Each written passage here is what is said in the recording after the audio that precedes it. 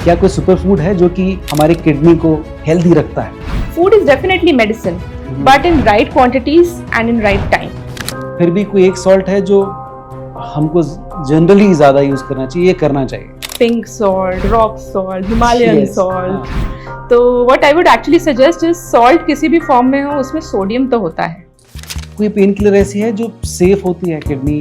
Pain killers मेरे बहुत बड़े दुश्मन हैं। अगर आपकी सिंगल किडनी है और आपको कैंसर हो गया तो शायद उसके ऑपरेट होने या ठीक होने के चांसेस बिल्कुल खत्म हो जाते हैं। उससे अच्छा है कि आप जो रेकरिंग कॉस्ट है उसके बजाय आप ट्रांसप्लांट करा लें, क्योंकि किडनी ट्रांसप्लांट में भी उतना ही खर्चा आएगा जो आपको इम्यूनोसप्रेसेंट्स या दवाइयाँ चलेंगी वो लगभग उतने ही खर्चे में हो जाएंगी। बियर पीने से स्टोन निकल जाते हैं। तो दोनों की जो जीवन अवधि है या लॉन्जिविटी है उसमें डबल का फर्क होगा। डायलिसिस वाला 10 साल जी रहा है तो ट्रांसप्लांट वाला 20 साल जिएगा। किडनी में अगर कोई प्रॉब्लम है तो ये आपकी सेक्स लाइफ को कितना अफेक्ट करेगा?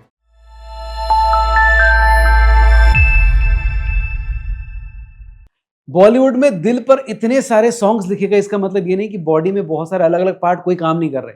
सबसे इंपॉर्टेंट पार्ट है किडनी, जो कि क्या कमाल का काम करती है हमारी बॉडी में और हमें हेल्दी रखने में मदद करती है। आज इस पॉडकास्ट में हम यही जानने की कोशिश करें कि किडनी का आखिर रोल क्या है, और अगर किडनी काम करना बंद कर दे या इसमें प्रॉब्लम आ जाए तो हमारी लाइफ कितनी प्रॉब्लम में आ सकती है। आज इसी बारे में बात करने के लिए हमारे साथ में doctor Isha Tiwari who's a nephrologist and kidney transplant surgeon है, और पिछले कई सालों से कई सारे पेशेंट्स को ट्रीट कर चुके हैं और आज हमारे साथ इस शो का हिस्सा है। First of all thank you very much for coming on this show. Thank you for inviting me. Kidney हमारी बॉडी का इतना इंटीग्रल पार्ट है, लेकिन उसकी देखभाल को लेकर लोग बहुत ज़्यादा अवेयर नहीं है मेरे ख्याल से। सबसे पहले ये बताइए कि किडनी हमारी बॉडी में काम क्या करती है, वो वहाँ से शुरू करते हैं। तो किडनीज के बारे में अमूमन हमने देखा है बातें बहुत कम होती है। हाँ। हम लोग हार्ट की बात करते हैं, अल्कोहल से लिवर खराब हो जाएगा उसके बारे में बात करते हैं। Kidneys are integral part of our body, they perform really important functions, लेकिन इनके बारे में बातें बहुत कम होती हैं। और एक विडंबना ये भी है कि किडनी की बीमारी के बारे में पता भी तब चलता है जब बहुत लेट हो चुका होता है। So we need to know what are the functions of the kidney. तो किडनी या हिंदी में गुर्दा जी, या मैं जैसा सबको बताती हूँ संस्कृत में वृक्क बोलते हैं इसे। हाँ, तो किडनीज पैर में पाई जाती है। हमारे शरीर में 2 किडनीज होती हैं। कुछ लोग एक ही किडनी के साथ पैदा होते हैं, लेकिन उनकी एक किडनी भी अगर ठीक से काम कर रही हो तो वो जीवन आसानी से काट लेते हैं और उतनी लाइफ जितनी कि नॉर्मल एक 2 किडनी वाला इंसान जीता है। एब्सोल्युटली। ओके। किडनी के फंक्शंस की अगर हम बात करते हैं तो सबसे इम्पोर्टेंट फंक्शन जिससे कि जनरल पब्लिक अवेयर भी रहती है, of course eliminating nitrogenous waste. जो भी हमारा शरीर मेटाबॉलिज्म या चयापचय जिसको बोलते हैं कर रहा होता है, उससे जो भी वेस्ट प्रोडक्ट्स या मेटाबोलाइट्स निकलते हैं वो लिवर और कुछ एक जो होते हैं वो किडनी के थ्रू एक्सक्रीट आउट हो जाते हैं। ठीक है। इसके अलावा जो हम एक्स्ट्रा वाटर इनटेक करते हैं जो इस मेटाबॉलिज्म का बाय प्रोडक्ट भी होता है वो भी किडनीज एलिमिनेट करती हैं। ठीक है। लेकिन इनके अलावा जो most important functions of the body में से है वो है इरिथ्रोपोइटिन, यानी एक हार्मोन जिससे कि ब्लड बनता है, उसका सिंथेसिस करना। तो इसलिए अगर हमारी किडनीज काम नहीं कर रही है तो वो भी कम रहेगा। राइट। उसके अलावा विटामिन डी जो होता है उसको एक्टिव फॉर्म में लाने का काम भी किडनीज ही करती हैं। तो अगर किडनीज फंक्शन नहीं कर रही हैं तो डेफिनेटली हमारी हड्डियां भी वीक हो जाएंगी। उसके अलावा जो एक जनरल होम्योस्टैसिस या एक बैलेंस बना के रखने का जो बॉडी में कार्य होता है that is perform by our kidneys, जिसमें कि potassium, sodium, calcium, uric acid सबको रेगुलेट करने का जो काम होता है वो किडनीज परफॉर्म करती है। इतना सारा काम कर रही है किडनी और हम उसके बारे में नहीं सोच रहे। एग्जैक्टली। ये बताइए किडनी की डिसीजेस की जब बात की जाती है, कौन कौन सी बीमारियां किडनी के लिए होती हैं, हो जाती हैं? राइट। तो किडनीज की जो बीमारियां हैं हम उनको सेग्रीगेट उस आधार पर करते हैं कि वो किडनी के कौन से हिस्से में पाई जा रही हैं। ओके। राइट। अगर किडनीज तक जो ब्लड पहुंचा रही है वहां पे कहीं उस स्टेज पे ही प्रॉब्लम होने लग जाए, जैसे कि डिहाइड्रेशन, तो उसकी ब्रंट किडनीज बेयर करेंगी। अगर किडनीज की संरचना में ही अंदर कुछ गड़बड़ हो, एनाटॉमिक इश्यूज हो, तो भी हमारा क्रिएटिनिन बढ़ेगा और किडनी सुचारू रूप से काम नहीं करेंगी। अगर किडनीज का जो यूरिन बना के उन्हें नीचे यूरिनरी ब्लैडर में भेजने का काम है, अगर उस सिस्टम में, कलेक्टिंग सिस्टम में, यूरेटर में, ब्लैडर में कुछ इश्यूज हो तो भी किडनीज काम नहीं करेंगी। तो डिपेंडिंग ऑन द साइट की इंजरी या पैथोलॉजी कहाँ है, उसके आधार पर हम किडनी की डिजीजेस को डिवाइड करते हैं। ठीक बात। फिर भी अगर हम देखें तो किडनीज की जो डिजीजेस हैं वो ब्रॉडली 2 कैटेगरीज में डिवाइड हो सकती है, जैसे कि अक्यूट और क्रॉनिक।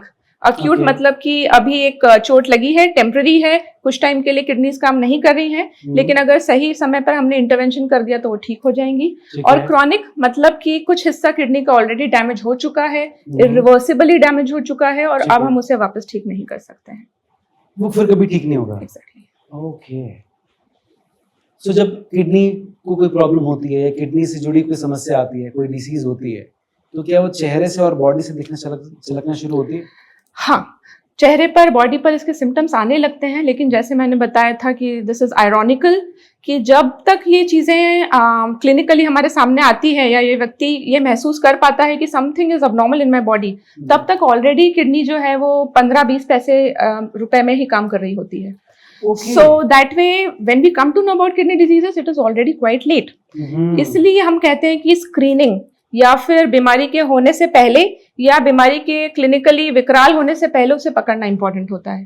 तो किसी को कैसे पता चले कि मुझको किडनी का टेस्ट कब कब टाइम पर कराना चाहिए? जी, यूजुअली ऐसा माना जाता है कि 40 की उम्र के बाद में हर व्यक्ति को सालाना कम से कम अपना सीरम क्रिएटिनिन और यूरिन रूटीन, ये दो जो छोटी छोटी टेस्ट हैं, ये बहुत बड़ी बड़ी चीजें जो अंदर बॉडी में चल रही है वो बता देती हैं, तो ये तो कराना ही चाहिए। और बहुत एक्सपेंसिव भी नहीं होती है, they are very cheap and very easily available as well. इसके अलावा जिन पेशेंट्स को यंग एज में हाइपरटेंशन हो गया है, जो कि बहुत कॉमनली आजकल देखा जा रहा है, उन पेशेंट्स को अपनी किडनीज के बारे में ज़्यादा सचेत रहने की ज़रूरत है। जिन पेशेंट्स को आनुवांशिक कोई ना कोई किडनीज के इशू रहे हैं या फैमिली में कोई किडनी की बीमारी रन कर रही है, उन्हें भी अपना जो है वो किडनी का चेकअप कराते रहना चाहिए। अब सबसे इम्पोर्टेंट, हम लोगों ने इतनी सारी चीज़ें बात समझ ली, अब बात करें how do we conserve kidney. आजकल नवनीत एक चीज जो थोड़ी सी हम नेफ्रोलॉजिस्ट कम्युनिटी में थोड़ी हॉट टॉपिक है, वो है प्रिवेंटिव नेफ्रोलॉजी। या सो ये तो हमने बहुत टाइम से सुना है, prevention is always better than cure. तो किडनीज उस स्टेज में जाएं कि उन्हें इरिवर्सिबली हम लोग डैमेज कर चुके हों, उसके पहले ही हमें केयरफुल रहने की आवश्यकता होती है। सो प्रिवेंटिव नेफ्रोलॉजी के लिए we have to be taking care of our lifestyle, क्योंकि ऐसा कहते हैं कि कुछ ही दिनों में इंडिया जो है वो डायबिटीज का कैपिटल बन जाएगा, and diabetes is the number 1 cause जिसकी वजह से किडनीज अफेक्ट होती हैं। इनफैक्ट शरीर में अगर कोई भी पैथोलॉजी होती है तो उसकी मार सबसे पहले बेचारी किडनीज ही सहन करती है। तो इसलिए डायबिटीज या हाइपरटेंशन से बचाव हम जीवन शैली में चेंजेस करके प्लस समय समय पर अपनी जांचें और ब्लड प्रेशर और शुगर को चेक करवा के कर सकते हैं। अगर हम ब्लड प्रेशर और डायबिटीज को कंट्रोल में रखेंगे तो हम अपनी किडनीज को भी कंजर्व कर सकेंगे। इसके अलावा जो नमक होता है वो किडनीज का सबसे बड़ा दुश्मन है। तो और कुछ मैं बोलूं नहीं बोलूं, लेकिन नमक करने के लिए मैं सभी को जाके कम करने के लिए बोलती हूँ, बिकॉज ऐसा एक स्टडी में देखा है कि हमारी कंट्री में जो average intake of sodium chloride या नमक है वो दिन भर में 11 ग्राम तक हो जाता है, right, and it's very high, it should be less than 5। तो 5 एक उसमें कट ऑफ रेंज दी हुई है और हम उसका डबल से भी ज्यादा कंज्यूम कर रहे होते हैं। तो इसलिए हमें नमक को कम करना है, अपनी लाइफस्टाइल को चेंज करना है, डायबिटीज के लिए, हाइपरटेंशन के लिए केयरफुल रहना है। सो नमक की भी अलग अलग वेराइटीज है ना, फिर भी कोई एक सॉल्ट है जो हमको जनरली ज्यादा यूज करना चाहिए, करना चाहिए? क्लिनिक में जो पेशेंट्स भी आते हैं, अटेंडेंट्स भी, तो उनका ये सवाल मुझे हमेशा मिलता है कि pink salt, rock salt, Himalayan salt. तो what I would actually suggest is salt किसी भी फॉर्म में हो उसमें सोडियम तो होता है। अच्छा। और हमारा दुश्मन सोडियम है, राइट। तो सोडियम को कम करना है तो इसलिए सॉल्ट हर फॉर्म में कम होना चाहिए, है ना, क्योंकि अगेन एज वी से अति सर्वत्र वर्जित, so we need to be careful कि हम किसी भी प्रकार के सॉल्ट को कम कंज्यूम करें। और अगर हमें किडनी की बीमारी दुर्भाग्यपूर्ण रूप से हो गई है तो हम अमचूर जैसी चीजें यूज कर सकते हैं। अच्छा, और जो खाने में लोग ऊपर से नमक डालते हैं तो बहुत ज्यादा डेंजरस है। जी, वेरी डेंजरस, बिकॉज जब हम खाना बना रहे होते हैं तब हम जो भी कुक कर रहा है वो अ पिंच ऑफ सॉल्ट और 2 पिंचेस ऑफ सॉल्ट डाल देंगे एंड देन वो पूरी फैमिली में डिवाइड हो जाएगा। पर जब हम अपने टेस्ट बड्स को अपने ऊपर हावी होने देंगे और खाना खाते टाइम अगर हमें ऐसा लगा कि सॉल्ट तो बहुत कम है, तब हमारी टेंडेंसी होगी कि हम जरूरत से ज्यादा ही नमक डालेंगे। So that should not be done. कच्चा नमक तो बिल्कुल नहीं लेना है ऊपर से, बिल्कुल नहीं। अगर सुपर फूड की बात करें जी, क्या कोई सुपर फूड है जो कि हमारी किडनी को हेल्दी रखता है? गुड क्वेश्चन, क्योंकि मैं कुछ टाइम से ऑब्जर्व कर रही हूँ कि सुपर फूड्स को लेके थोड़ा अभी फैड हो गया है कि सुपर फूड है तो ये लेने से ये ठीक हो जाएगा, वो लेने से वो ठीक हो जाएगा. Food is definitely medicine, but in right quantities and in right time. तो इसलिए अगर हम बोले कि नहीं कोई एक चीज ही हमें पकड़ के रखनी है कि इस प्रकार का जो फ्रूट होता है वो बहुत अच्छा होता है किडनी के लिए, या इस प्रकार की सब्जी बहुत अच्छी होती है, तो ये मिथ है. अच्छा, ये मिथ है. बेसिक बॉटम लाइन इज कि हमको बैलेंस डाइट को इंपॉर्टेंस देना है, which should include little bit of fruits, little bit of raw veggies और may be sauteed veggies, less salt, and in right proportions we should be consuming proteins, fats and carbohydrates. तो इसलिए कोई भी एक food ऐसा नहीं है कि इसको लेने से हमारी किडनीज बची रहेंगी. Lifestyle matters, food intake matters, balance diet matters, और इन सब से ऑटोमेटिकली हमारी बेचारी किडनीज अपने आप ही प्रोटेक्टेड रहती है. जी. किडनी में सबसे ज्यादा प्रॉब्लम जो कॉमनली सुनी जाती है वो किडनी स्टोन्स है. जी. क्यों बनती है? राइट. किडनी स्टोन्स के कई कारण होते हैं. इनफैक्ट मैं बोलूंगी किडनी स्टोन्स ही कई तरह के होते हैं. कुछ स्टोन्स होते हैं वो ऑक्सलेट से बनते हैं, कुछ होते हैं जिसमें फॉस्फेट कंपोनेंट प्रेडोमिनेंट होता है, कुछ होते हैं वो यूरिक एसिड से बनते हैं, and there are so many varieties of stones. अब इसमें ये होता है कि कुछ अगर हम स्टोन का एनालिसिस कर पा रहे हैं किसी तरह से, अगर हमने स्टोन को कैप्चर कर लिया while it is being passed out in the urine, तो हम पता कर सकते हैं कि हमारा स्टोन किस चीज से बना हुआ है. और आजकल स्टोन का केमिकल एनालिसिस भी अवेलेबल है, so that can easily be done. वो इसलिए जरूरी है क्योंकि उससे हम कारण समझ सकते हैं और फिर उन स्पेसिफिक फूड्स को हम अपनी डाइट में कट कर सकते हैं या एटलीस्ट कम कर सकते हैं. उदाहरण के तौर पे हम बात करें तो जो ऑक्सलेट स्टोन्स होते हैं उसमें ऑक्सलेट जो होता है वो बादाम में, या for that matter dark chocolates, spinach, या फिर जो जमीन के नीचे उगने वाली चीजें हैं जैसे अरवी हुई, इन सब में बहुत ज्यादा होता है.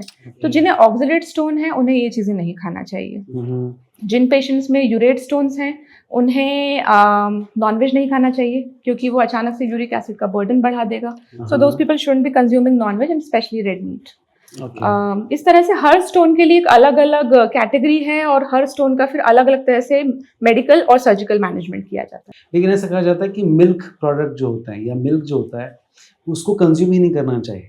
कितना सही है? This is the biggest myth. अच्छा. हाँ जी. एक्चुअली कई बार कुछ स्टोन्स होते हैं जैसे मैंने आपको बताया है ऑक्सलेट स्टोन्स. ऑक्सलेट स्टोन्स में milk products and calcium in that way would actually be beneficial. Oh जी. अगर हम मिल्क ले रहे हैं तो जो कैल्शियम हमारी आंतों में जा रहा है, वो सारे ऑक्सलेट को पकड़ लेगा और वो स्टूल्स के जरिए पास आउट हो जाएगा. लेकिन अगर हम कैल्शियम कम ले रहे हैं तो वो ऑक्सलेट ब्लड में अब्सॉर्ब होगा और फिर वो किडनीज में एक्सक्रीट होकर स्टोन बनाएगा. सो इनफैक्ट उसमें तो थेरेपी हो जाती है कैल्शियम. ठीक है. तो milk products both can be consumed. लिए जा सकते हैं. पनीर खाया जा सकता है, मिठाइयाँ खाई. बिल्कुल. मैंने आपको अभी बताया है अति सर्वत्र वर्जेत. थोड़ी मिठाई खा लें, थोड़ा पनीर खा लें, दैट वर्क्स. लेकिन टमाटर, उसके बीज या सीड वाले फ्रूट्स होते हैं उनको अवॉइड करने के लिए कहा जाता है. ये भी मिथ है. अच्छा. So we are actually bursting lot many of myths today. टमाटर को लेके एक धारणा है और वो क्यों और कहाँ से उत्पन्न हुई है उसकी मुझे उत्पत्ति के बारे में ज्यादा जानकारी तो नहीं है. लेकिन हाँ, ये सवाल भी मुझसे कॉमनली आके पेशेंट्स पूछते हैं कि टमाटर ले सकते हैं क्या. टमाटर एक्चुअली लो पोटेशियम फूड्स में से कंसिडर किया जाता है और आलू या पोटैटो जो होता है वो हाई पोटेशियम होता है. तो आप अवॉइड करना ही चाहते हैं तो उसे आलू को कीजिए. एग्जैक्टली. तो और हर किसी को हम कहते हैं कि हर इंसान को या हर किडनी के पेशेंट को एक ही तरह की सावधानी बरतनी हो, ऐसा भी नहीं है. For everybody it's not one size fits all. सभी को असेस करके देखना पड़ेगा. जिसका फॉस्फोरस ज्यादा है उसे फॉस्फोरस वाली चीजें कम लेना है, जिसका पोटेशियम रेगुलेट नहीं हो रहा है उसे वो उन चीजों को अवॉइड करना है. But tomato I would definitely say is not a no for kidney patients. लेकिन अगर किडनी को साफ करने की बात जब हम करते हैं, बहुत सारे लोग जानना चाहते हैं कि अब मैं अपनी बॉडी को अगर क्लीन करना चाहता हूँ, specially we talk about kidney, कैसे करा जाए? अच्छे से पानी पी के. एक्चुअली क्लीन करने का काम ही किडनी और लिवर कर रहे हैं. तो ये जो डिटॉक्स का फैड है ये भी एक मिथ है. तो डिटॉक्सिफिकेशन के काम के लिए हमारे पास में किडनीज और लिवर हैं. So if you have to take care of them, you have to cut your salt, you have to improve your lifestyle and also you have to have adequate hydration. मतलब आपका जो पानी का या fluids का intake है वो adequate होना चाहिए. ठीक है, तो कितना पानी पिया जाए दिन में? एक नॉर्मल इंसान को कितना पानी पीना चाहिए, और अगर किडनी पेशेंट है तो उसको कितना पानी पीना चाहिए? जी, देखिए अगर हम अपने हाथ की मुट्ठी बांधेंगे और ऐसे पीठ की तरफ लोकेट करेंगे तो हम किडनीज के पैरेलल रहेंगे। So our fist are actually denoting our kidneys. Kidney का इतना ही साइज होता है। हाँ। अब इतनी छोटी सी किडनी पे अगर हम 5, 6, 7 लीटर के पानी की मार डालने लगेंगे, हाँ, तो it is difficult for it to handle. तो हर चीज की एक लिमिट होती है, न कम न ज्यादा। तो अगर हम नंबर्स की बात करें तो 50 से 70 का जो वेट होता है वो एक अडल्ट हेल्दी पर्सन के लिए मान सकते हैं, 50 to 70। तो इस रेंज में उन्हें 2.5 से 3.5 लीटर तक पानी दिन भर में कंज्यूम करना चाहिए। अगर हम 50 किलो के व्यक्ति की बात करें तो ये लगभग 2.5 लीटर हो जाता है। आधा लीटर और जोड़ देते हैं फॉर एवरी 10 kgs। तो 60 किलो के व्यक्ति के लिए ये 3 हो जाएगा, 70 के लिए 3.5 हो जाएगा। एंड 70 के ऊपर ऑफकोर्स हम एवरेज बिल्ट के लिए कंसिडर नहीं करते, फिर वो थोड़ा सा ओवरवेट की कैटेगरी में आता है। तो उनके लिए अलग चीजें होंगी। अब लोग अलग अलग तरह की बीमारियों के लिए कुछ कुछ चीजें सजेस्ट करते हैं, जैसे कि वाइन पी लिया जाए। जी। किडनी के लिए वाइन कितना अच्छा है? वाइन एक्चुअली जब कुछ साल पहले अगर हम देखें तो ऐसा कहा जाता था कि थोड़े अमाउंट में रेड वाइन कंज्यूम कर लें तो वो हेल्थ के लिए, specially heart health, cardiac health के लिए बहुत अच्छा रहता है। तो फिर कुछ समय बाद ये समझ में आया कि ये प्रोबेबली मार्केट ड्रिवन था और ये इसलिए करा जाता था ताकि वाइन की बिक्री में बढ़ोतरी हो, एंड ऑल्सो जिनको वाइन पसंद है उन्हें एक बहाना भी मिल जाए। अब ये देखा गया है कि किसी भी अमाउंट में अगर हम अल्कोहल कंज्यूम कर रहे हैं, be it little also, be it wine, be it rum, be it whisky, whatever, वो हमारी हेल्थ के लिए अच्छा तो नहीं है। तो हो सकता है कि वो शॉर्ट टर्म में आपको नजर नहीं आए, but down the line somewhere आपको रियलाइज होगा कि it is not good for your health. अब अगर वाइन या अल्कोहल किसी भी रूप में हम ले रहे हैं तो डेफिनेटली उसका लिवर पर असर आएगा, किडनी पर डायरेक्टली तो नहीं आएगा, लेकिन अगर लिवर खराब होगा तो किडनी भी खराब हो जाती है। राइट। तो इसलिए हम रेकमेंड नहीं करते हैं कि वाइन किसी भी क्वांटिटी में कंज्यूम की जाए। ठीक बात है। और मेरा नेक्स्ट क्वेश्चन एक्चुअली शराब या अल्कोहल को लेकर था, लेकिन आपने उसको आंसर कर दिया। हम सिगरेट की बात करते हैं, स्मोकिंग की बात करते हैं, टोबैको की बात करते हैं, इसका भी डायरेक्टली या इनडायरेक्टली कोई असर होता है किडनी पर? यहाँ मैं बोलूंगी असर होता है। इसलिए क्योंकि स्मोकिंग से जो हमारी धमनियां, आर्टरीज होती हैं वो स्टिफ हो जाती हैं।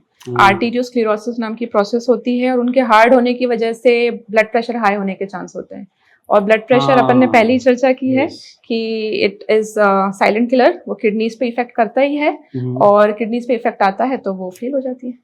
ठीक बात है। एक बहुत इम्पोर्टेंट क्वेश्चन मेरे ख्याल से हर एक महिला जानना चाहती होगी कि हम घर पे कौन सा ऑयल यूज करें जो कि किडनी के लिए, हार्ट के लिए तो बहुत बार बात होती है कि कौन सा ऑयल दिया जाए रेगुलरली, लेकिन किडनी के लिए कौन सा ऑयल ठीक होता है? नवनीत, इसमें ऐसा है कि अगर कोई भी ऑर्गन खराब होता है, बीट हार्ट, बीट लिवर, तो उसका इफेक्ट किडनी पर आता है। जो चीज हार्ट के लिए अच्छी है वो अपने आप ही किडनी के लिए अच्छी हो जाती है। अगर हार्ट फेल हो रहा है तो उसकी वजह से किडनी भी फेल हो सकती है, इसे कार्डियो-रीनल सिंड्रोम बोलते हैं। तो इसलिए जो चीज हार्ट के लिए अच्छी है वो किडनी के लिए भी रेकमेंडेड है। But again I would say कि कोई एक ऑयल दूसरे से अच्छा नहीं है। किसी में मूफा पूफा का बैलेंस ज्यादा अच्छा है, किसी में उसका स्मोकिंग पॉइंट हाई है तो इसलिए वो कुकिंग के लिए अच्छा है। अगर हम ऑलिव ऑयल और ग्राउंडनट ऑयल की ही बात करें तो groundnut oil is better for cooking क्योंकि उसका स्मोकिंग पॉइंट हाई है, और ऑलिव ऑयल में दूसरे विटामिन ज्यादा होते हैं तो इसलिए वो अच्छा है। तो इसलिए it should be a mix. हम अगर ऑयल्स यूज भी कर रहे हैं तो हमें कोशिश करना चाहिए कि हम रोटेट करें, कि कुछ दिन हमने एक तरह का ऑयल यूज किया है, कुछ दिन बाद दूसरे तरह का यूज कर लिया है। और सीजन वाइज भी हम लोग ऑयल चेंज करना ही चाहिए। सो गर्मियों में हाइड्रेट करने के लिए बॉडी को लोग कोल्ड ड्रिंक तुरंत ले लेते हैं, कितना खतरनाक? बहुत खतरनाक है। अच्छा। हाइड्रेट करना है तो हमें पानी से करना चाहिए। अगर हमने बहुत ज्यादा स्वेट किया है, खेल कर आए हैं, धूप से आए हैं, तो ORS ले लेना चाहिए ताकि इलेक्ट्रोलाइट्स का संतुलन बना रहे। लेकिन शुगरी बेवरेजेस जो होते हैं या कोल्ड ड्रिंक्स होती हैं वो नहीं लेना चाहिए। इसका ये 2 कारण है। एक कारण थोड़ा टेक्निकल है कि जब हम स्वेट कर रहे होते हैं या डिहाइड्रेटेड रहते हैं तब हमारी बॉडी एल्डोल रिडक्टेज नाम का एंजाइम बहुत ज्यादा बनाती है, और ये चीज हमारी जो भी शुगर रहती है उसको फ्रक्टोज बना देती है जो नॉर्मली नहीं होता है। और ये फ्रक्टोज जब किडनी इनको मेटाबोलाइज करती है तो वो डैमेज होती है। तो डायरेक्टली ऐसा देखा गया है कि कई लोग जो खेतों में काम करते हैं, अगर वो खेत से काम करके डायरेक्टली इस तरह का कोई जूस या गन्ने का रस या कोई शुगरी बेवरेज ले लेते हैं तो उनमें CKD-U या CKD ऑफ अननोन ओरिजिन जिसे अभी तक कहा जाता था वो इसका ये कारण हो सकता है। और ये जो आपने नाम लिया CKD यू ये क्या करता है? CKD-U is basically chronic kidney disease, यानी किडनीज काम नहीं कर रही है, and you means unknown origin.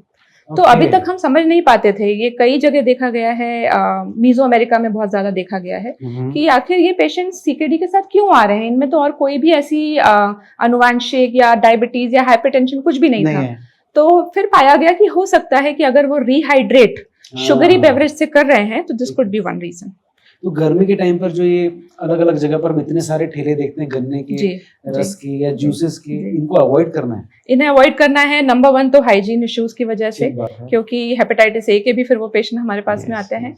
Number 2, अगर हम जूस कंज्यूम कर रहे हैं तो हम शुगर को स्पाइक कर रहे हैं, हम अचानक शुगर को बढ़ा रहे हैं। आप एक संतरा खाइए और 5 संतरों का रस निकालिए, तब जाके 1 गिलास जूस बनेगा। तो एक संतरा खाएंगे तो स्लोली धीरे धीरे फाइबर के साथ में शुगर बढ़ेगी, लेकिन अगर हम जूस पियेंगे तो स्पाइक करेगी। और ऐसे स्पाइक्स जो होते हैं वो हमारी बॉडी के लिए ठीक नहीं होते हैं। ठीक बात है। तो गर्मियों में अगर कोई गन्ने का रस पीना चाहता है जी, मैंगो शेक्स लेना चाहता है जी, कितनी बार कंज्यूम कर सकता है? दिन भर में एक बार चलेगा। दिन भर में एक बार कोशिश करें कि पूरा गन्ना ही खा लें या गन्ने के पीसेस खा लें। वो नहीं हो सकता तो I think not more than once. और ये भी अगर हम ले रहे हैं तो हमें ध्यान रखना है कि हम उसमें बहुत ज्यादा स्वेट नहीं कर रहे हैं और डिहाइड्रेटेड स्टेट में नहीं। अच्छा, किडनी डिसीजेस की जब भी बात आती है तो पेन किलर साथ में जरूर ऐड इन हो जाती है जी। कोई पेन किलर ऐसी है जो सेफ होती है किडनी? पेन किलर्स मेरे बहुत बड़े दुश्मन हैं। सॉल्ट के बाद नंबर 2 दुश्मन है तो वो है पेन किलर्स। पेन किलर्स में स्पेसिफिकली अगर मैं नाम लूं तो जो NSAIDs कैटेगरी होती है, जिसमें कि आइबुप्रोफेन आता है, निमोसिलॉइड आता है, इस तरह की जो दवाइयाँ होती है, डाइक्लोफेनाक आता है, ये सब किडनीज के लिए डेट्रीमेंटल होती है। फिर भी अगर हम पेन की बात करें तो हम कुछ हद तक पैरासीटामोल खा सकते हैं। अगर हम डॉक्टर के पास नहीं जा पा रहे हैं, पेन बहुत ज्यादा है, तो हम पैरासीटामोल का डोज थोड़ा बढ़ा के 1 ग्राम तक लेके उसे एज एनाल्जेसिक यूज कर सकते हैं, क्योंकि उसका किडनी पर कोई इफेक्ट नहीं होता है और लिवर पे जो इफेक्ट होता है वो भी बहुत हाई डोजेस पे होता है। तो paracetamol is relatively safe as analgesic, but बाकी के पेन किलर्स कंज्यूम नहीं करना चाहिए। ये आपने बहुत अच्छी बात बताई। जनरली जब किसी को इस तरह का दर्द होता है तो सबसे पहले या तो इंजेक्शन की तरफ भागता है या फिर किसी दवा के लिए। किडनी स्टोन की लेकिन जब बात की जाती है ना तो हमेशा एक क्वेश्चन आता है कि जब इतनी खतरनाक बीमारी है तो इसको लेकर कोई ऐसी दवा क्यों नहीं बनाती गई जो अंदर ही किडनी को क्रश कर दे? ये आइडिया बहुत अच्छा है। इस पे साइंटिस्ट को काम जरूर करना चाहिए, लेकिन अभी तक अनफॉर्चुनेटली ऐसी कोई दवा नहीं बनी है जो अंदर ही स्टोन को तोड़ दे। अगर स्टोन एक सर्टेन साइज से बड़ा है और वो व्यक्ति को दर्द के रूप में बार बार कष्ट दे रहा है तो उसे ऑपरेट आउट ही करना पड़ता है। कुछ छोटे स्टोन्स होते हैं, कई बार राई बराबर छोटे स्टोन्स भी होते हैं, वो पानी से ही फ्लश आउट हो जाते हैं, वो खुद से ही निकल जाते हैं, बट ऐसी कोई दवा अभी तक तो नहीं बनी है। ठीक है, लेकिन स्टोन को तोड़ने के लिए या इसको निकालने के लिए आयुर्वेद में लोग कहते हैं या होम्योपैथी में लोग कहते हैं बहुत सारी दवाइयां हैं, क्या कारगर होती है वो? नहीं, एक तो वो कारगर नहीं होती हैं, दूसरा कई बार क्या होता है कि आयुर्वेदिक के नाम पर जो दवाइयाँ रैम्पेंटली या कोई नीम हकीम दे रहे होते हैं उनमें एलोपैथिक दवाइयाँ होती हैं, पेन किलर्स होते हैं, स्टीरॉइड्स होते हैं, हेवी मेटल्स होते हैं, और ये सारे ही जाके आपकी किडनी को डैमेज कर सकते हैं। तो इसलिए मैं बिल्कुल भी सलाह नहीं दूंगी कि आप कोई भी नीम हकीम से पथरी निकालने की दवा के जो हम लीफलेट्स और पैम्फलेट्स भी देखते हैं उस पर विश्वास करें, और सही टाइम पर अपने यूरोलॉजिस्ट या नेफ्रोलॉजिस्ट से सलाह जरूर लें। जी, किडनी डायलिसिस को लेकर बहुत सारी बातें हम लोग देखते हैं। रिसेंटली हम लोग इसको इतना ज्यादा इसीलिए भी सुनते हैं क्योंकि देश के एक बहुत बड़े संत हैं प्रेमानंद जी महाराज जी के बारे में लोग बहुत ज्यादा जानते हैं। वो अपनी इस प्रोसेस के बारे में बड़ा बताते हैं कि वो कितनी पेनफुल प्रोसेस होती है। क्या हमारे देखने वालों को बताएं कि किडनी डायलिसिस इतनी पेनफुल प्रोसेस है और वो प्रेमानंद महाराज किस तरह से गुजरते हैं जैसे? नवनीत, देखिए definitely dialysis painful in the sense है कि इसमें सिर्फ शारीरिक कष्ट नहीं होता है, इसमें मानसिक कष्ट भी होता है और आर्थिक जो बोझ होता है वो भी होता है, क्योंकि इसमें जो क्वालिटी ऑफ लाइफ होती है, QOL जिसे कहते हैं, वो कम हो जाता है। लेकिन फिर भी अगर हम तुलना करें कि अगर आपका लिवर फेल हो गया है तो आपके पास में ज्यादा चॉइसेस बचती नहीं है, फिर आपको लिवर ट्रांसप्लांट जैसी चीज की तरफ जाना पड़ता है। किडनी फेल हो गई है तो कुछ समय पहले बोलते थे कि बस ये अब आगे कुछ कुछ नहीं हो दिनों का सकता, दिस इज मेहमान है। इरिवर्सिबल, आपके पास कोई ट्रीटमेंट ऑप्शन नहीं है। ठीक है। बट एटलीस्ट अब किडनी फेल होती है तो हमारे पास में ट्रीटमेंट ऑप्शन के रूप में डायलिसिस अवेलेबल है। अच्छा सही प्रॉपर डायलिसिस होता रहे तो मनुष्य बहुत साल भी डायलिसिस पर निकाल सकता है। एंड सेकंड ऑप्शन के रूप में ऑफ कोर्स ट्रांसप्लांट होता है। जी। तो इसलिए जरूरी है कि हम पेशेंट्स को डायलिसिस के नाम पर डराए नहीं। प्रिवेंटिव नेफ्रोलॉजी डेफिनेटली इंपॉर्टेंट है, लेकिन डायलिसिस से डर ना पैदा करें, क्योंकि कई बार यही हमारे पास एक ऑप्शन बचती है और इससे अगर पेशेंट्स डरने लग जाएंगे तो फिर उनके पास में कोई ऑप्शन नहीं बचेगा। जी। सो जब डायलिसिस की बात की जाए तो एक सेशन के क्या चार्जेस लगते होंगे? डायलिसिस के जो चार्जेस हैं वो 15-20 साल पहले की तुलना से मैं कहूँगी लगभग 1/4 हो गए हैं। अच्छा। And dialysis is very much affordable by people these days. लेकिन फिर भी अगर हम किसी व्यक्ति का मान लेते हैं हफ्ते में 3 बार डायलिसिस हो रहा है, मतलब महीने में 12 बार डायलिसिस हो रहा है, तो आने जाने का जो लॉजिस्टिक्स का खर्चा है, ठीक है। प्लस आप जो अपने जॉब को लूज आउट कर रहे हैं उन आवर्स पे, like every week you have to give at least 12 hours. उसके अलावा जो आप डायलिसिस के लिए ऑफ कोर्स पे कर रहे हैं, डायलिसिस के पेरिफेरल्स के लिए पे कर रहे हैं, उससे अच्छा है कि आप जो रेकरिंग कॉस्ट है उसके बजाय आप ट्रांसप्लांट करा लें। क्योंकि किडनी ट्रांसप्लांट में भी उतना ही खर्चा आएगा जो आपको इम्यूनोसप्रेसेंट्स या दवाइयां चलेंगी वो लगभग उतने ही खर्चे में हो जाएंगी। तो आपका कहना है कि डायलिसिस पर जाने से बेहतर है आप ट्रांसप्लांट करें? Definitely, not just for financial reasons, बल्कि स्टडीज में देखा गया है कि अगर मान लीजिए किसी व्यक्ति का आज डायलिसिस शुरू होता है और वो डायलिसिस पर ही रहने के लिए इच्छुक है, और दूसरा व्यक्ति उसका भी आज ही डायलिसिस शुरू हुआ है लेकिन वो ट्रांसप्लांट कराना चाहते हैं, तो दोनों की जो जीवन अवधि है या लॉन्जिविटी है उसमें डबल का फर्क होगा। जो ट्रांसप्लांट वाला पेशेंट है वो अगर डायलिसिस वाला 10 साल जी रहा है तो ट्रांसप्लांट वाला 20 साल जिएगा। तो ट्रांसप्लांट पर जाना ज्यादा बेहतर है। एग्जैक्टली। अच्छा, बच्चों में भी किडनी डिसीज इतनी सीवियर हो सकती है? हाँ जी। कुछ अनफॉर्चुनेट बच्चे होते हैं जिनमें कि जन्मजात या तो विकृतियां होती हैं, किडनी में विकृति हो या कलेक्टिंग सिस्टम में हो, या फिर उनमें कोई अनुवांशिक ही ऐसी बीमारी हो जिसकी वजह से उनमें प्रोटीन का लीकेज जो यूरिन से होता है किडनी के द्वारा वो बहुत ज्यादा हो रहा हो। तो ऐसे बच्चे भी होते हैं जिनकी किडनीज बहुत कम उम्र में फेल हो जाती है। इनफैक्ट 3 महीने के एक बच्चे का किडनीज क्योंकि काम नहीं कर रही थी, उनका हमने पेरिटोनियल डायलिसिस, एक प्रकार का स्पेशल डायलिसिस होता है, वो भी किया है। So we see very young patients these days जिनको किडनी प्रॉब्लम हो सकती है। आज की तारीख में अगर देखा जाए क्या नंबर है, अगर 10 में से देखा जाए कितने पेशेंट्स को किडनी डिसीजेज हो रही है, प्रॉब्लम्स हो रही है? 10 में से देखें या 100 में अगर हम बात करें तो 11 मरीज ऐसे हो सकते हैं जिन्हें किसी न किसी रूप में किडनी की प्रॉब्लम हो रही हो। धीरे धीरे नंबर मतलब बढ़ ही रहा है। Definitely. Vitamin D and B12 ये जब कम होता है तो बहुत सारी बॉडी में प्रॉब्लम्स दिखती है। किडनी में क्या प्रॉब्लम? B12 की कमी से डायरेक्ट इफेक्ट तो नहीं आता है, लेकिन अगर अनीमिया हो तो वो फिर किसी न किसी रूप में पूरे शरीर को ही अफेक्ट करता है। ठीक है। विटामिन डी की कमी एक्चुअली किडनी को अफेक्ट करे उसके बजाय ऐसा होता है कि किडनी में प्रॉब्लम से विटामिन डी कम हो जाता है। तो जो विटामिन डी हमें सनलाइट से मिल रहा है, या यूं कहना चाहिए जो हमारे अंदर ऑलरेडी मौजूद है, सनलाइट से उसका एक्टिव फॉर्म बन रहा है। उस एक्टिव फॉर्म के बनने के बाद एक और एक्टिव फॉर्म जो होता है वो किडनी में होती है, वो लास्ट स्टेप होती है और किडनीज में होती है। तो अगर वो स्टेप नहीं होगी तो हम कितना ही धूप में बैठे हैं, कितना ही विटामिन डी ओरली या डाइट में कंज्यूम कर लें, वो काम का नहीं रहेगा। तो दैट हाईलाइट्स द इम्पोर्टेंस की किडनी को कंजर्व करना कितना जरूरी है। तो उसके लिए अच्छा खाना खाएं जी, एक्सरसाइज करें, which is very important. So fish oil और उसके जो पिल्स मार्केट में आते हैं क्या हेल्पफुल है किडनी के लिए? कुछ हद तक ये कुछ एक किडनी के जो पेशेंट्स होते हैं, जैसे सीकेडी के कुछ स्टेजेस होते हैं जिनमें इन पेशेंट्स में ये बेनिफिशियल हो सकता है, लेकिन 1 ग्राम पर डे से ज्यादा ये भी किसी काम का नहीं होता है। अच्छा। और जापान में कुछ स्टडीज हुई थी जिनमें कि आईजीए नेफ्रोपैथी नाम की जो किडनी की बीमारी होती है उसमें फिश ऑयल को बेनिफिशियल देखा गया था। बट अगेन वो बहुत छोटी स्मॉल ग्रुप पर हुई थी और इसमें कोई बहुत ज्यादा प्रूवन डॉक्यूमेंटेशन अभी है नहीं। ओके। एक होता है क्रिएटिन और एक होता है क्रिएटिनिन, राइट? जी। उसको कुछ अमेरिकन क्रिएटिनिन ऐसा कुछ जी जी। क्या डिफरेंस है? ओके, सो क्रिएटिन नाम का जो सब्सटेंस रहता है ये हमारी मसल्स में पाया जाता है। ठीक है। तो जिन पेशेंट्स का मसल बल्क बहुत ज्यादा है उनका क्रिएटिन भी ज्यादा रहेगा, और फिर उस क्रिएटिन को मेटाबोलाइज करके शरीर से जब हम निकालते हैं तो वो रूप होता है क्रिएटिनिन या क्रेटिनाइन जिसे कुछ लोग बोलते हैं। तो ये जो क्रिएटिनिन रहता है ये इंडिकेटर है, अगर ये ब्लड में बढ़ रहा है इसका मतलब है ये किडनी से बाहर नहीं निकल रहा है।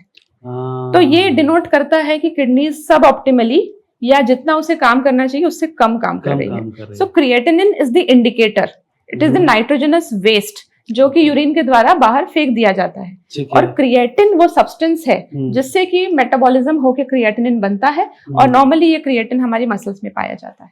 अब आपने जैसे कहा कि हमारी किडनी जितना काम करना चाहिए उतनी नहीं कर रही है जी, क्या कोई तरीका है, कोई एक्सरसाइज है जिसके थ्रू हमारी किडनी को जितना काम करना चाहिए उतनी करवा सकते हैं? लाइफस्टाइल पर फोकस करें तो किडनी बची हुई रहेगी, राइट। उसके अलावा हम ये सिर्फ देख सकेंगे कि क्या किडनी में खराबी आना शुरू हो गई है। इसलिए मैंने आपको जैसे बताया है कि ये क्रिएटिनिन की जो जांच है ये हमको 40 के बाद हर साल करके देखना चाहिए। और अगर पुरुषों के लिए बात करें तो if it is more than 1.3, ये नंबर हम याद कर लें, और महिलाओं के लिए मोर देन 1.1 1.2 अगर है मतलब कि कहीं ना कहीं कुछ ना कुछ गड़बड़ है। सिंपल सा टेस्ट आपको सब बता बस इतनी सी टेस्ट से हमें समझ में आ जाएगा कि हाँ ये गड़बड़ की या शुरुआत है या अभी कुछ ना कुछ अक्यूट इवेंट हुआ है जिससे हमारी किडनीज कम काम कर रही है। ब्लड टेस्ट के थ्रू पता चलता है? बिल्कुल, ब्लड में एक 2 ml 3 ml का सैंपल निकाल के देख लेते हैं कि आपका क्रिएटिनिन का लेवल लिपिड प्रोफाइल के थ्रू ही पता चलता है, कुछ और डिफरेंट टेस्ट है? नहीं, लिपिड प्रोफाइल में सिर्फ वसा कितनी है, लिपिड्स जो कोलेस्ट्रॉल के फॉर्म में है, एचडीएल, एलडीएल, वीएलडीएल के फॉर्म में है, ये पता चलता है। लेकिन क्रिएटिनिन की जो टेस्ट होती है वो रीनल फंक्शन टेस्ट का पार्ट होती है, उससे सिर्फ किडनीज की फंक्शनिंग समझ में आती है। राइट। एडवांसमेंट की अगर बात की जाए आज की तारीख में, हम जैसे बात करें डायलिसिस 15 साल पहले जो एक्सपेंसिव होता था अब नहीं है, लेकिन एडवांसमेंट तो मेडिकल फील्ड में बहुत सारे हुए हैं। इस फील्ड में क्या कुछ बदलाव हुआ? एक बहुत ही फैंसी चीज हो सकता है कि कुछ सालों बाद में हमें नजर आए, उसे बोलते हैं इम्प्लांटेबल किडनी। वो चिप के रूप में रहेगी और उसको ऐसे बस प्रत्यारोपित कर देंगे, it will be implanted in your skin. और जो भी क्लियरिंग करने का, जो भी नाइट्रोजनस वेस्ट को साफ करने का प्रोसेस है वो चिप करेगी। सो हो सकता है कि हमको ऐसा कुछ सालों बाद हमारे जीवन काल में नजर आ जाए।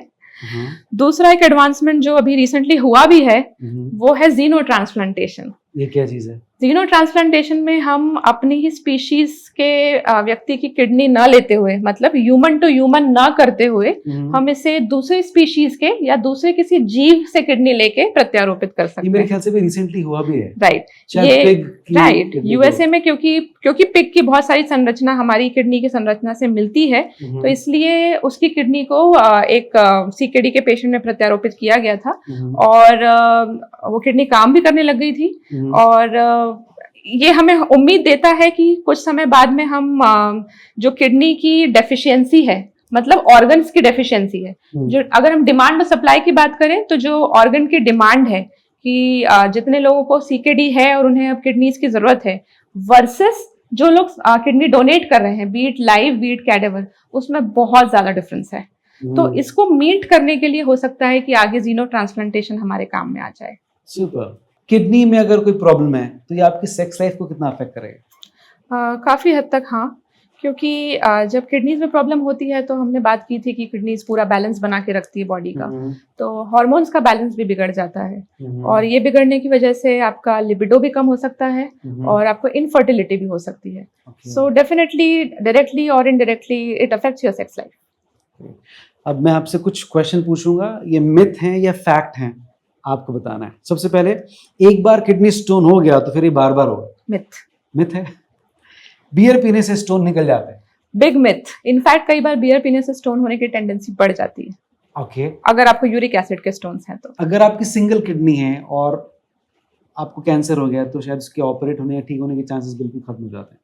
नहीं, आजकल जो रिसेंट एडवांसेस हुए हैं उसमें सिंगल किडनी में भी अगर हम पार्शियल नेफ्रेक्टमी जैसी कोई चीज कर सकें तो हम किडनीज को कंजर्व कर सकते हैं। Okay.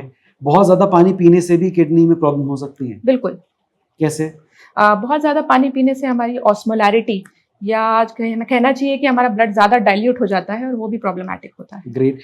Frequently urination is a good sign of healthy kidney? It's a myth. अगर जरूरत से ज्यादा आपको यूरिन पास करनी पड़ रही है तो वो भी प्रॉब्लमैटिक हो सकता है।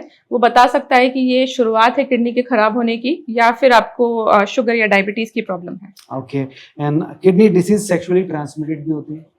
किडनी डिजीजेस सेक्सुअली ट्रांसमिटेड नहीं होती हैं, लेकिन अगर आपको सेक्सुअली ट्रांसमिटेड डिजीज हुई है जैसे HIV, तो वो जरूर आपकी किडनीज को खराब कर सकती है। ओके, तो ये सारे सवालों के जवाब देने के लिए बहुत बहुत धन्यवाद। आई एम श्योर इस पॉडकास्ट को देखने के बाद बहुत सारे लोगों को समझ में आए कि किडनी की वैल्यू हमारी बॉडी में क्या है, और उसको ठीक रखने के लिए जो चीज़ें आपने आज बताई हैं उसको ज़रूर फॉलो करेंगे। Thank you so much for inviting me Navneet. मुझे भी आज बात करके बहुत हल्का इसलिए लग रहा है क्योंकि आम जनता को बहुत सारी चीज़ें किडनी के बारे में जानने की ज़रूरत है, और हम उनमें से कुछ एक चीज़ें आज डिस्कस कर पाए। Thank you very much for coming on the show. Thanks a lot.